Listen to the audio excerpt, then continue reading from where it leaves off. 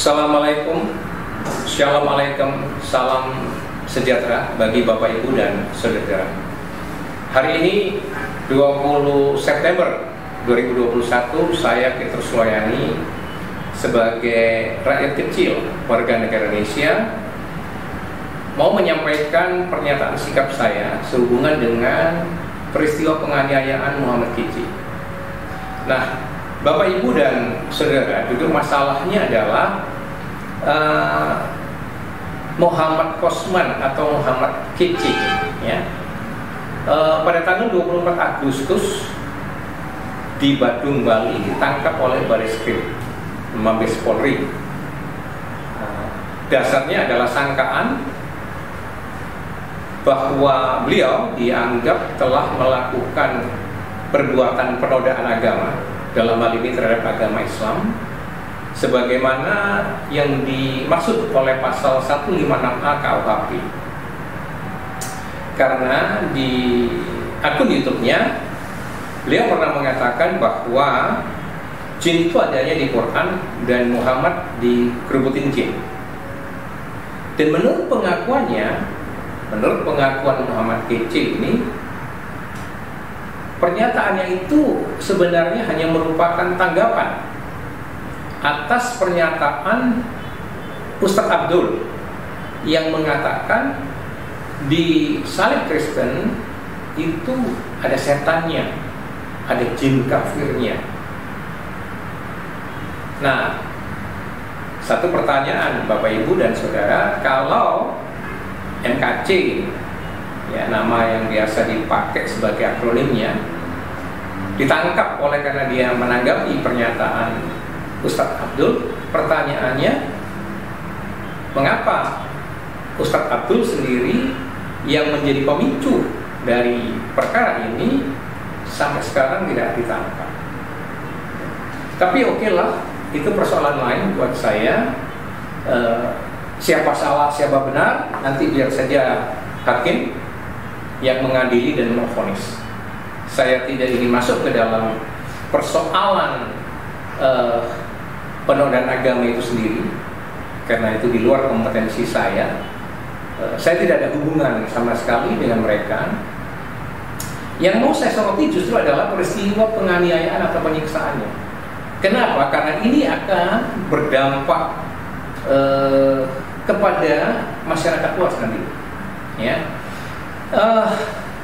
Menurut cerita dari Saifuddin Ibrahim sebagai koordinator tim pengacaranya MKC ini di berbagai akun YouTube, ya, yang saya dengar, bahwa pada tanggal 25 Agustus subuh dini hari, kurang lebih antara jam 1 sampai dengan jam 3 subuh atau dini hari itu, MKC ini dianiaya di dalam rumah tahanan Bareskrim Polri. Nah, ini yang buat saya menjadi sorotan, ya, yang menjadi penting dan mendasar. Pertanyaannya, bagaimana mungkin seorang yang ditahan di rumah tahanan Bareskrim Polri bisa dianiaya? Itu pertanyaan besarnya, ya. Ternyata saya dengar dari rilis atau pernyataan pers Penmas Divisi Humas Mabes Polri pada hari Jumat 17 September bahwa benar NKC ini telah dianiaya. Dan yang mengagetkan lagi adalah oleh Jenderal Polisi, Bapak Ibu. Itu oleh Inspektur Jenderal Polisi Napoleon Bonaparte. Saya kaget setengah mati. Bagaimana mungkin seorang jenderal melakukan penganiayaan demikian? Memang beliau dalam posisi juga terpidana karena kena vonis 4 tahun, ya, dalam rangka kasus suap, ya, atau pemerasan, saya kurang clear itu, terhadap Joker atau Joko Chandra, ya. Nah, menjadi pertanyaan besarnya, bagaimana mungkin seorang narapidana lain atau terpidana lain, meskipun dia terpidana, tapi dia seorang jenderal polisi, melakukan penganiayaan di rumah tahanan Barreskrim. Ini buat saya sungguh nggak masuk akal. Ya, itu yang menjadi permasalahannya dan menjadi penuh dengan pertanyaan karena ternyata ada mantan pengacaranya NKC yang namanya Sandi Situmkir yang katanya, ini juga saya dengar dari beberapa akun itu, beliau menceritakan pada tanggal 31 Agustus sebenarnya sudah pernah datang menghadap ke Kombes Polisi Himawan sebagai wadir cyber Mabes Polri, menanyakan sekitar isu penganiayaan atau penyiksaan terhadap NKC. Tetapi katanya pada waktu itu Kombes Polisi Himawan menjawab tidak ada. Dan Bapak Ibu Saudara, memang selama ini yang kita dengar dari pernyataan polisi bahwa NKC ini sejak dia ditahan di 24 Agustus itu, didatangkan dari Bali, itu memang belum bisa dijenguk sekalipun oleh keluarganya, ya, oleh istri dan anaknya, dengan alasan karena terpapar COVID-19. Ya. Jadi tentu pada waktu itu Saudara Sandi Situmkir percaya dengan penjelasan dari Kombes Polisi Himawan. Tetapi apa yang terjadi Bapak Ibu? Ternyata pada tanggal 26 Agustus MKC sudah melaporkan tentang penganiayaan pada dirinya itu.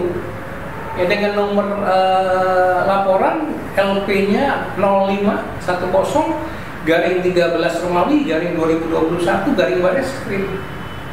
Nah, jadi dengan demikian keterangan dari Kombes Pol Himawan terhadap Sandi Situmkir itu tentu patut diduga sebagai keterangan bohong, ya. Dan tentu juga patut diduga sebagai sebuah usaha untuk menutupi peristiwa ini, ya, meng-cover up peristiwa penganiayaan itu.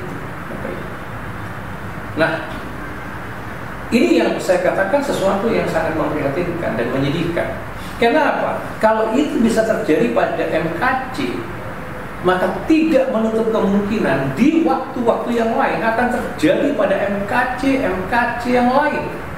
Mungkin orang dan kasusnya berbeda, tetapi tentang penganiayaannya itu sungguh sangat mungkin terjadi. Karena nggak masuk akal itu, bagaimana di rumah tahanan Barreskrim bisa terjadi penganiayaan. Ya, masyarakat kalau curiga itu sangat wajar. Curiga pada apa? Pada satu persekongkolan. Bagaimana? Di situ kan pasti ada CCTV, ada penjaga, piket tahanan, ya kan? Di bawah tanggung jawabnya penyidik. Bagaimana mungkin bisa dengan mudah seorang Irjen Polisi Napoleon Bonaparte menganiaya tahanan yang lain? Ini yang membuat saya sangat membahayakan untuk masyarakat luas. Kalau nanti suatu ketika masyarakat itu ada yang ditahan di Barreskrim, nah bisa saja kalau memang itu jadi target, bisa saja dia digebukin, dihancurin di situ.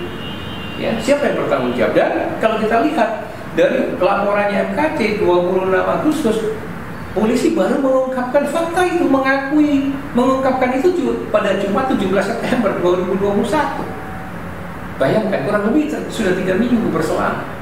Dan saya menduga pengakuan dan pengungkapan itu terjadi oleh karena juga ada tayangan dari YouTube-nya Joseph Paulson itu yang di Eropa itu, yang ditayangkan itu kan pertanyaan secara internasional. Nah, di sana dia sudah memberikan clue yang sangat jelas bahwa MKC itu dianiaya oleh seorang jenderal polisi.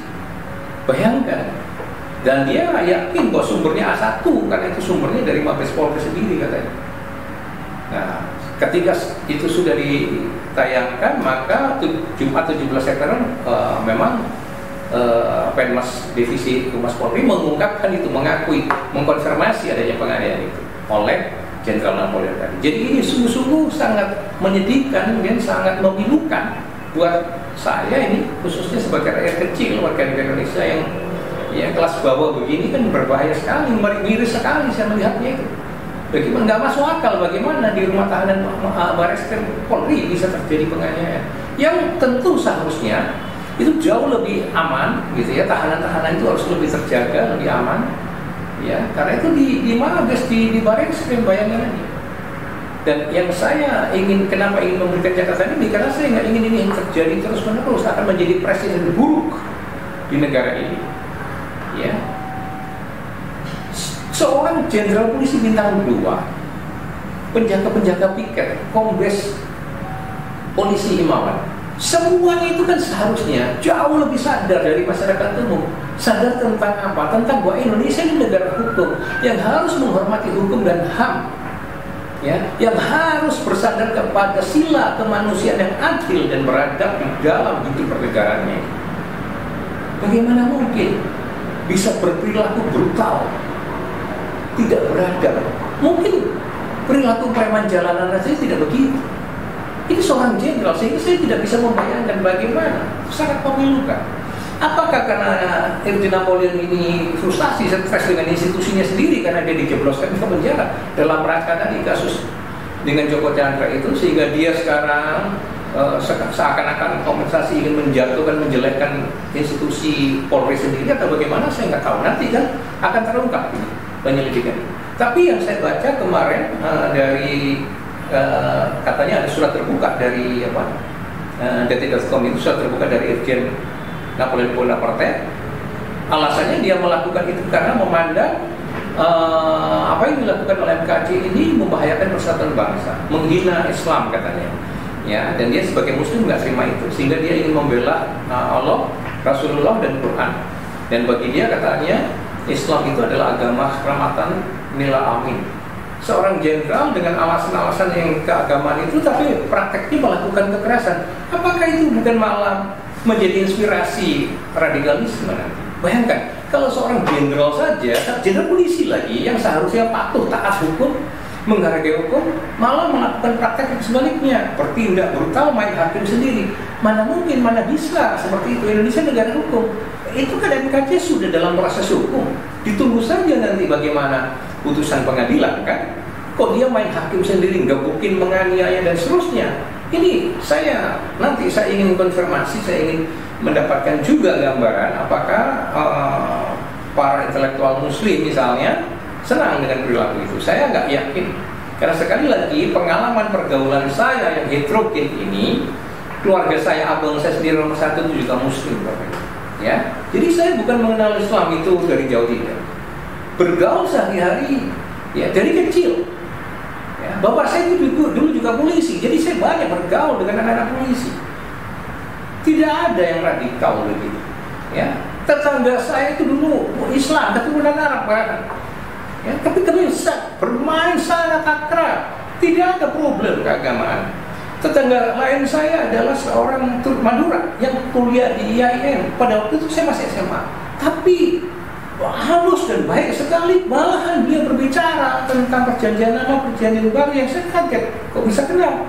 Dan saya malah banyak mendengar tentang pengetahuan beliau tentang perjanjian lama, perjanjian baru itu. Padahal dia adalah seorang Madura, tapi saya tidak ada kesan radikal, tidak, justru halus bawahnya. Dan baik sekali kami diskusinya.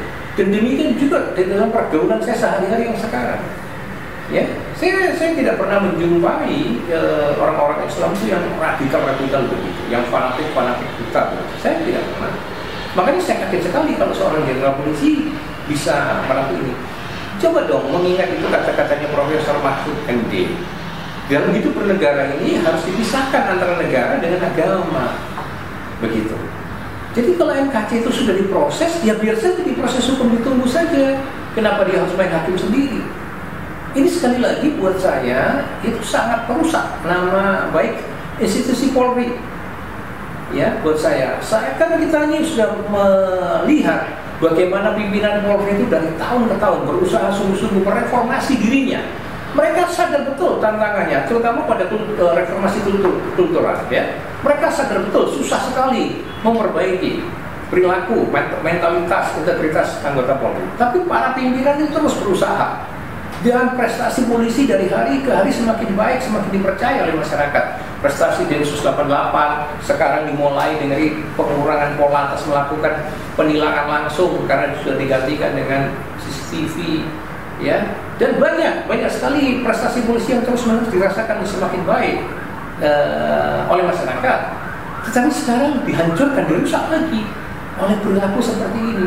Dan tadi ini saya menghimbau kepada Bapak Kapolri yang terhormat agar di audit ini, dicek kembali di dalam bagaimana mungkin penganiayaan itu terjadi setelah 2 minggu baru diumumkan. Dan sekali lagi itu pun saya duga setelah ada tayangan YouTube channelnya dari Seponcang itu. Ya. Ini kan sangat berbahaya. Jadi saya menghimbau sekali lagi sebagai rakyat kecil, sebagai WNI, ya mohon agar pimpinan Polri secara serius ini membenahi ke dalam. Ya, kenapa? Karena ini nama baik institusi, jangan sampai dirusak terus-menerus oleh oknum. Karena jenderal lagi berbahaya sekali, kan akan bisa menjadi apa?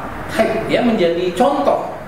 Ya, kalau jenderalnya begini nanti apalagi yang dibawanya main gebuk, main pukul, main. Padahal polisi itu sekarang polisi sipil yang harus concern, yang harus pada penghormatan kepada HAM, ya, yang lebih humanis.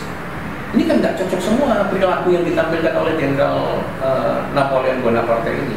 Apalagi beliau ini sudah terpidana, bukannya memperbaiki perilakunya, tapi malah menunjukkan perilakunya yang demikian kasar, ya, demikian keras. Ya, sekali lagi agar jangan sampai hal-hal demikian justru, mohon maaf ini nanti bagi masyarakat Muslim yang katakanlah masih pendidikannya kurang dan sebagainya menangkap ini sebagai kebanggaan, ya, lalu meniru, gitu ya, mengagung-agungkan peristiwa ini, dianggapnya itu membela Islam. Saya nggak yakin bahwa banyak orang Islam akan simpatik dengan aksi ini. Ini malah menurut saya, kalau saya jadi orang Islam itu saya anggap malah merugikan nama baik Islam, ya, merugikan nama baik Islam kalau buat saya. Tapi nanti kita lihat saja bagaimana opini dari masyarakat Islam sendiri. Tetapi buat saya sekarang sebagai warga negara Indonesia, saya tidak mau masuk ke dalam ranah agama, karena saya sendiri secara pribadi menganut prinsip sekuler seperti yang dikatakan oleh Profesor Mahfud itu. Dalam hidup bernegara, saya ini memisahkan antara keyakinan saya, agama saya di satu sisi dengan penghayatan saya dalam bernegara dan bermasyarakat. Nah, di dalam konteks hidup bernegara bermasyarakat yang saya hayati adalah Pancasila, ya, khususnya di dalam sila kedua, kemanusiaan adil dan beradab. Itu moralitas yang saya pegang. Jadi saya nggak pernah kaku atau canggung atau apapun bergaul dengan semua suku, etnis, agama dan sebagainya. Buat saya hal demikian nggak akan menjadi hambatan buat saya untuk melakukan pergaulan yang seluas-luasnya. Yang penting buat saya adalah jangan tanya agamamu apa di dalam hidup bermasyarakat bernegara. Tanyalah apa yang kau bisa perbuat untuk bangsa dan negaramu, meskipun kecil. Mari kita partisipasi. Indonesia masih membutuhkan banyak manusia yang bisa berpartisipasi untuk memajukan bangsa dan negara ini. Melalui dunia pendidikan, ya, pendidikan vokasi, pendidikan profesional ini penting sekali. Lihat sekarang zaman teknologi yang luar biasa, ya, Indonesia perlu manusia-manusia yang pintar yang bisa ikut partisipasi memajukan melalui kegiatan ekonomi dan bisnis. Untuk sekarang masa pandemi lagi, bagaimana ekonomi kita yang ngos-ngosan ini, mari kita berpartisipasi membangkitkan kewirausahaan, mendorong UKM dan sebagainya. Ya, jangan ada aksi-aksi yang destruktif, aksi-aksi yang kontraproduktif semacam ini. Ya, dan karena itu saya menyarankan agar soal-soal agama ini nggak lagi lah terus-menerus diperdebatkan di publik. Ya, jadikan ini hikmat, jadikan ini satu pelajaran yang baik agar kita semua bisa tahu diri, ya, untuk bagaimana hidup bermasyarakat secara heterogen. Sekali lagi, Indonesia ini majemuk, pluralisme Indonesia ini merupakan kenyataan, dan ini memang anugerah. Kalau perbedaan ini dikelola dengan baik justru menjadi kekuatan. Tapi kalau perbedaan ini terus-menerus dipertentangkan, ya bubar, rusak Indonesia ini, berantem terus hanya gara-gara agama. Ya, demikian kira-kira pernyataan sikap saya, dan semoga sekali lagi saya menghimbau agar Kapolri betul-betul beretika serius untuk membongkar, mengungkap, dan kalau memang terbukti mereka melakukan tindak pidana, seret semua ke pengadilan agar ada efek jerah. Terima kasih dan salam sehat.